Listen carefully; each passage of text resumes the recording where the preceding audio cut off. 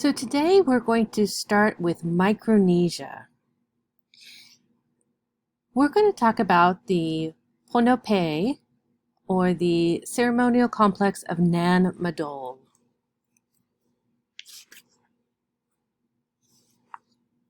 So Nan Madol, or Pohnpei, is in Micronesia. It's also what we're looking at right here is the islet of Nandawa. This was built by the Sandalur peoples who ruled from around 1200 to 1700 AD. Nan Madol consists of 92 artificially walled and terraced islets covering over 170 acres. This is on the eastern shore of the Pohnpei Island. So the construction probably actually started around the 8th to the 9th century. However, most of what you see today was built in the period of the 12th to 13th century. To give you an idea of when this is around the same time as the construction of Notre Dame in Paris and Angkor Wat in Cambodia. So Nan Madol housed the ruling elite caste of the Sandalur dynasty. This was a political and ceremonial seat of power. The rulers forced all of the local chieftains to leave their home villages and move to this city. This is kind of what happened also in Europe, where you move all of the court, you move all of these people to where you are so you can watch them and kind of control some aspects of this. So this is basically the same thing happening in Nan Madol. So some of these are residential areas, kind of palaces, that kind of thing. But we also have some of these islets are for food preparation. Some are for coconut oil production or canoe construction. Madol Pao is the mortuary sector that contains 58 islets, and the royal mortuary on the islet of Nandawa has 24.5 feet high walls surrounding the central tomb enclosure. This time period, Nan Madol probably had around 1,000 people, which is a lot of people. Pohnpei total had probably around 25,000 people. There's actually no sources of fresh water or an ability to grow their own food on these islets, and so all of these supplies had to be brought in from the mainland. Now, what's really interesting is that the local legend was that the stones used in the construction had been flown there by black magic. Now, archaeologists, discounting this legend, have found some possible quarry sites on the main island. Another thing you might find interesting is that Lovecraft actually used the story of these ruins as the basis for his relay, Sunken City and Home to Cthulhu. So you probably are familiar with Cthulhu. And so this is actually what he used to think of whenever he created that story. Now, Nan Madol had been long abandoned by the inhabitants by the time the Europeans first discovered this in the early 19th century. So here are some other images of the site. We've got immense seawalls, breakwaters protect the island from the Pacific Ocean. The stone we're seeing is mainly prismatic basalt, stacked in alternating courses of headers and stretchers and filled with a coral rubble, as you can see there. And there are some more images of this. So it's kind of an interesting area.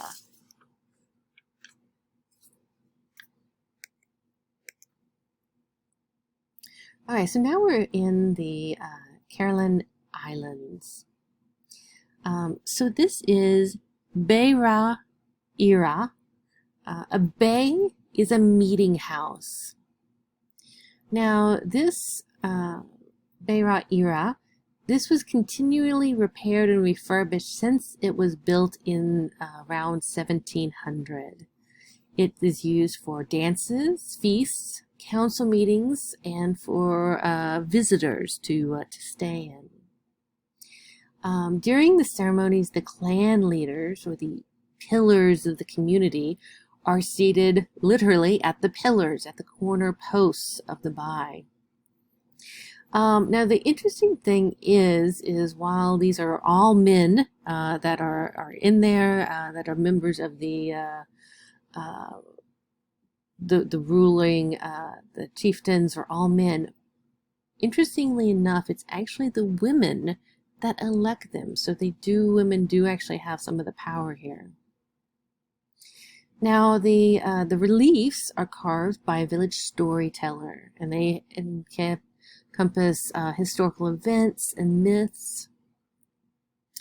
The bay houses 10 chiefs of the village.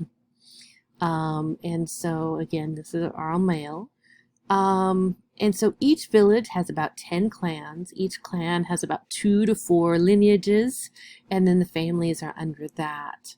But each clan has a seat in the bay.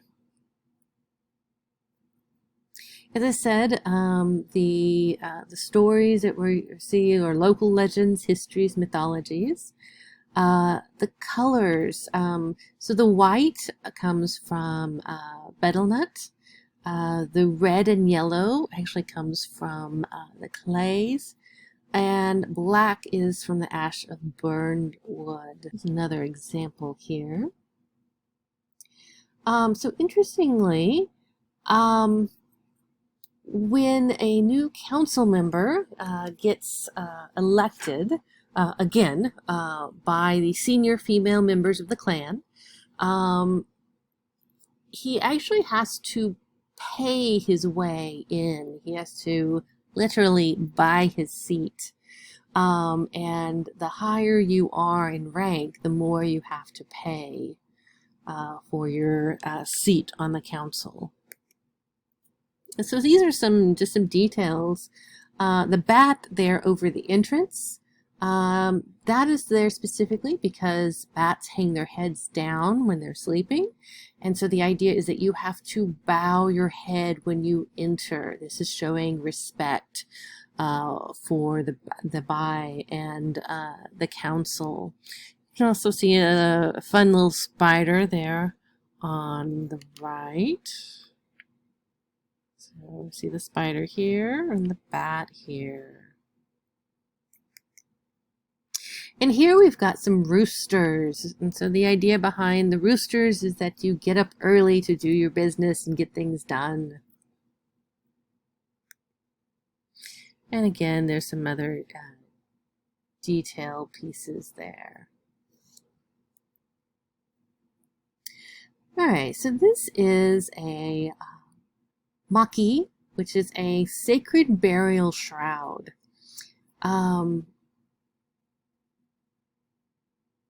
Chiefs, ancestors, and guardian spirits make the fabric sacred. Women are the ones who weave the cloth. Mineral and plant dyes are used to color the fibers. The fibers come from banana leaves and bark of the hibiscus plant. Sometimes these are made from bark cloth, and some of the times they're woven on looms. Typically, they are decorated with geometric designs.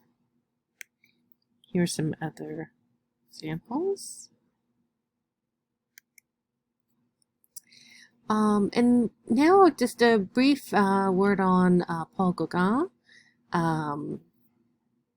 give you an idea of when we're talking, his dates are 1848 to 1903. So Gauguin, he originally was a stockbroker and started collecting Impressionist work. He started painting around the 1870s, and in 1882 he lost his job and decided that he was going to become a full-time painter. He actually participated in the last 4 Impressionist exhibits from 1881 to 1886. But then he started searching for simpler life, more meaning in his life.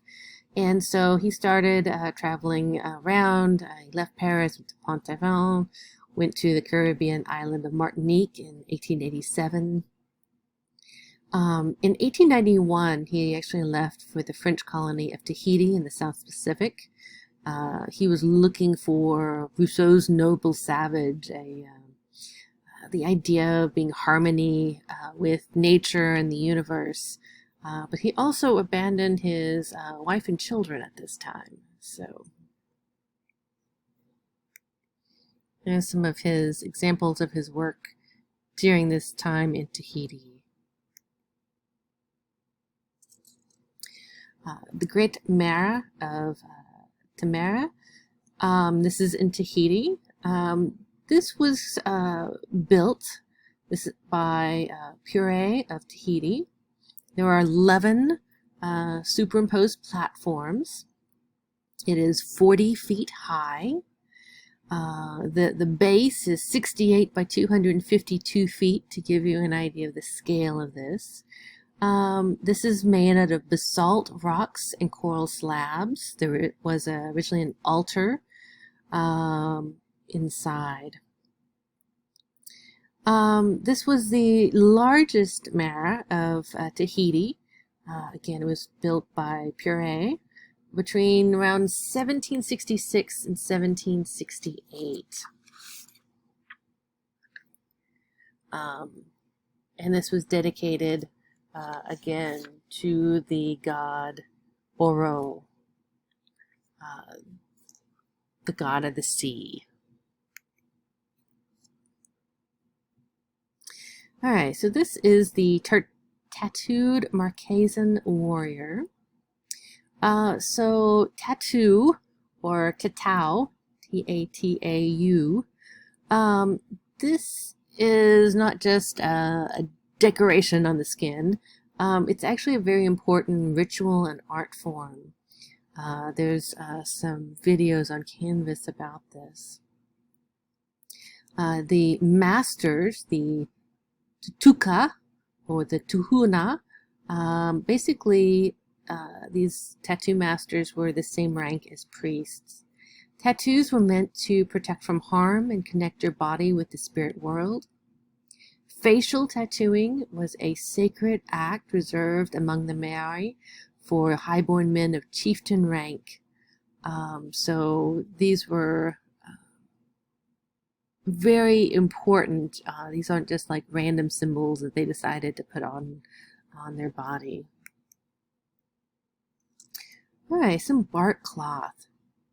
This is bark cloth with some fish on it, as you can see. The making and decorating of bark cloth is a sacred activity done by the highest ranking women. It's printed or freehand design, either one.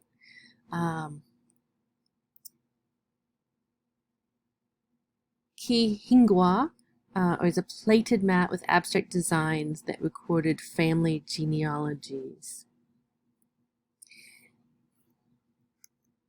Here's another example of bark cloth. And so I thought you might be interested in knowing how they make bark cloth. So it's the inner bark of the matuba tree. It's harvested during the wet season. You're sliced down the full length of the tree. The bark is peeled off in one piece from the base upwards. But then you have to actually protect the tree. So they're not just randomly ripping off the bark of trees and going about their business. You protect it by wrapping it with banana leaves bound with raffia grass. Sometimes they actually coat the tree in cow dung before doing this. You can actually take the bark off of a tree annually for up to 60 years. So it is a very sustainable process. So then the bark is rolled and soaked in hot water for about 30 minutes. Then it's pounded with grooved wooden mallets. This pounding gradually increases the size of the cloth from its original width, which is maybe around 18 inches, to sometimes it is increased to 6.5 to 10 feet. So you can see that here where we've got the smaller portion being pounded, and now we've got the much wider portion that he's working on and stretching it. And then of course the decoration ending. Once it is pounded, it is sun-dried, so you've got the beautiful color, and then it is decorated. And again, the decorating is done typically by women. Kihingwa. These are also called fine mats. And this is a European term, but you will see that.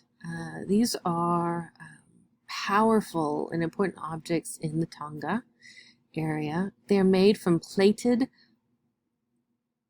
pandanu leaves, and these are heirlooms that are passed down from generation to generation. These are worn or given during weddings, funerals, commemorative events. These are very important pieces.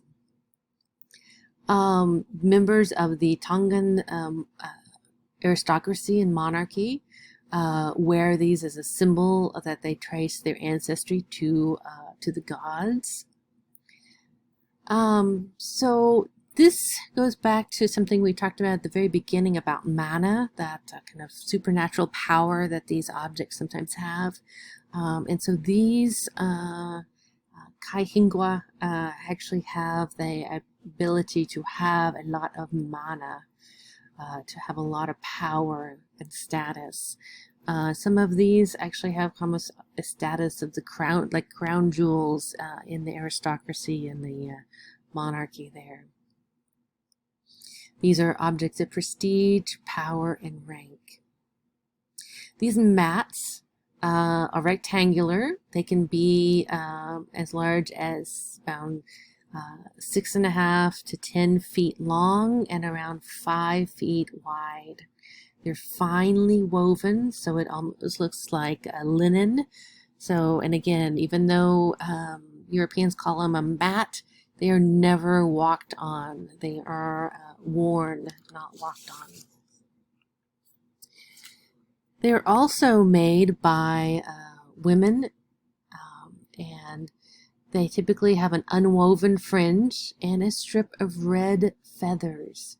These are passed down from family to family, and they're greatly valued. It can take years sometimes to complete one of these.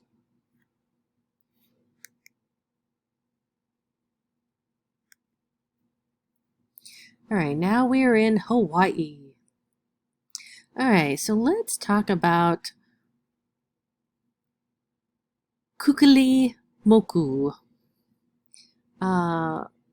He's also known as Ku, so let's go with that. That's a little easier to say. So in Hawaiian mythology, Ku is one of the 4 main gods, along with Kanaloa, Kane, and Lono. Ku is the snatcher of islands, or the war god, and he typically is roaring loudly to scare his enemies. So you can kind of see that he is definitely roaring loudly with that mouth. The rituals associated with Ku have to do with human sacrifice. Ku is, again, the god of war. He's also the husband to the goddess Hina. Hina is associated with the moon, and typically is colored with kind of a silvery gray color. Ku, Kane, and Lonu They caused the light to shine upon the world.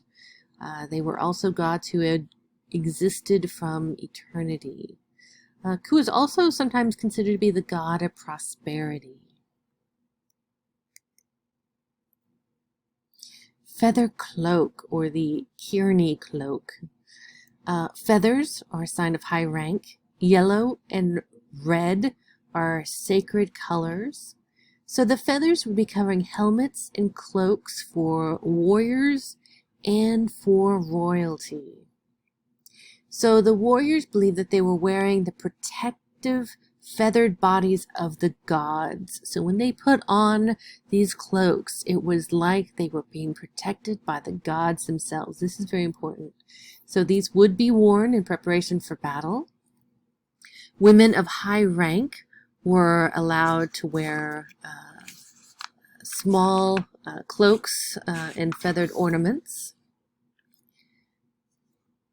To increase the mana, again, that kind of supernatural power, to increase the mana of one of these cloaks, when they were creating this, the people who were creating this would recite the genealogy of the royal recipient as they made it, to basically show, again, that status from descent from the gods. This would, again, increase the mana, increase the power of the cloak. The Kearney cloak that we see here was a gift to King George III of England by the Hawaiian king Kamachaha around 1843. It was made of coconut fiber to which the feathers were attached. The red is symbolic of royalty. And again, these are high status items, and that's because of all the feathers. Feathers would only be added to things like clothing and blankets, and sometimes even a lei, again, that traditional Hawaiian garland of flowers, if it was meant to be a high status item. Hawaiian male nobility wore the feather cloaks and capes for ceremonies and battles. So fiber netting would be made in straight rows and then pieced together so that you had the shape you wanted. Bundles of feathers were attached to the netting in overlapping rows starting at the lower edge. And here is a different cloak, but I can see the feathers there. And now Easter Island, or Rapa Nui. So in 1200 AD, Polynesian sailors from the Marquesa Islands crossed 2,000 miles of open water to inhabit the island. Now, as Europeans, we know it as Easter Island, but the islanders know it as Rapa Nui.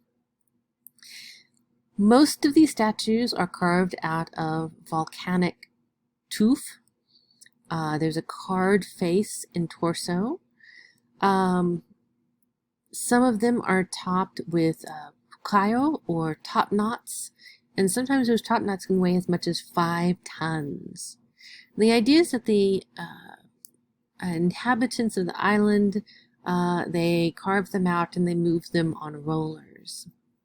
These most likely represent ancestors. Most of these were made from around 1000 to 1600 AD. There are 887 moai.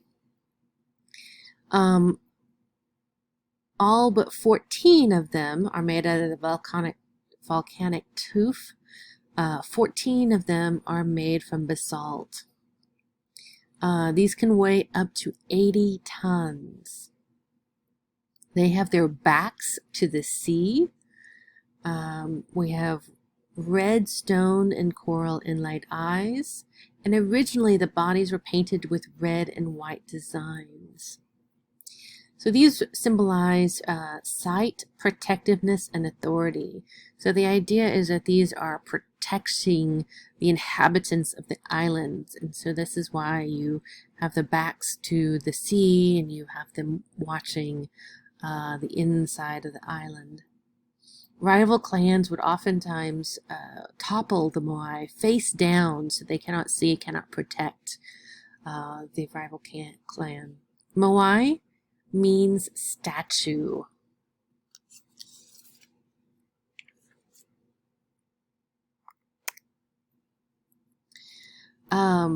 So we've seen these, sometimes we see them in popular culture. Or one of those top knots I was talking about. There's one right there.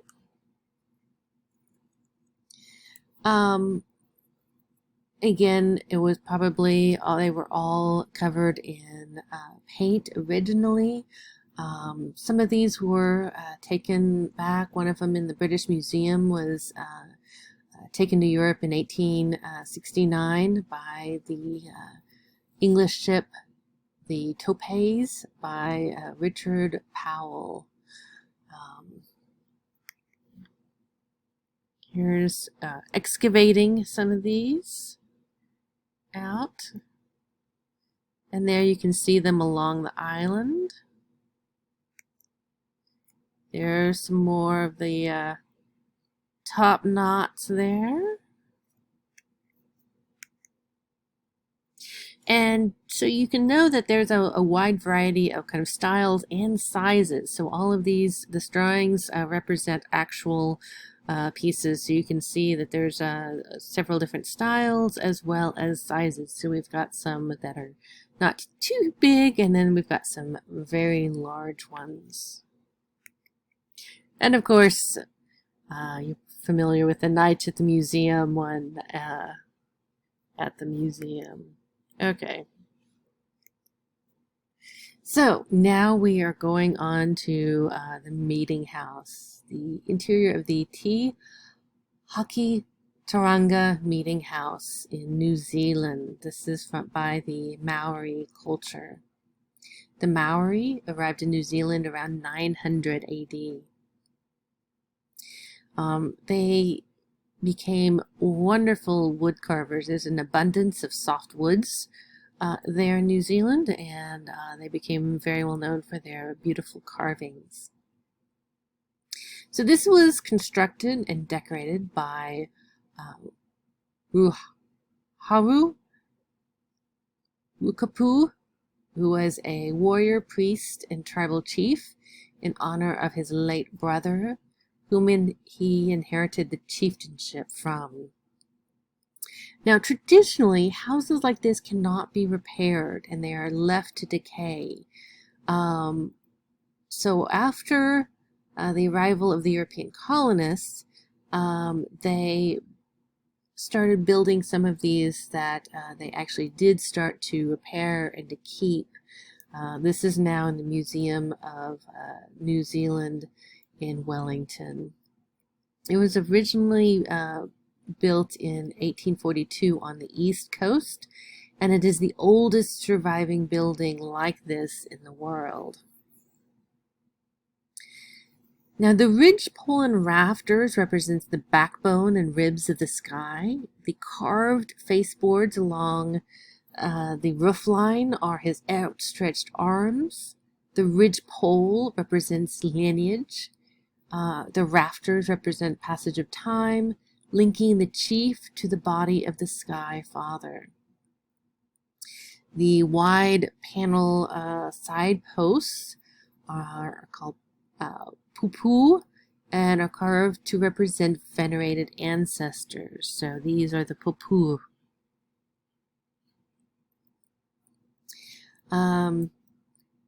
Tiki. Tiki is a human figure with additional animal features like a bird or a lizard. This may represent an ancestor, god, or spirit. The name came from the creator god Tain, and the Tiki was the name he gave to the first person he created. So in case you were curious where Tiki came from. Here is the house, again, kind of reconstructed there in the museum in New Zealand.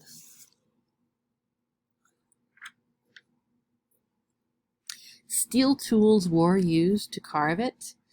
And it was actually returned to the people in 2017. And so now the people come and are able to do ceremonies in this building now. There's the ridge. And here is a self-portrait of the chieftain there in the house. You can see him with his facial tattoos there. So facial tattooing is, again, status of high status. So these are chieftains here.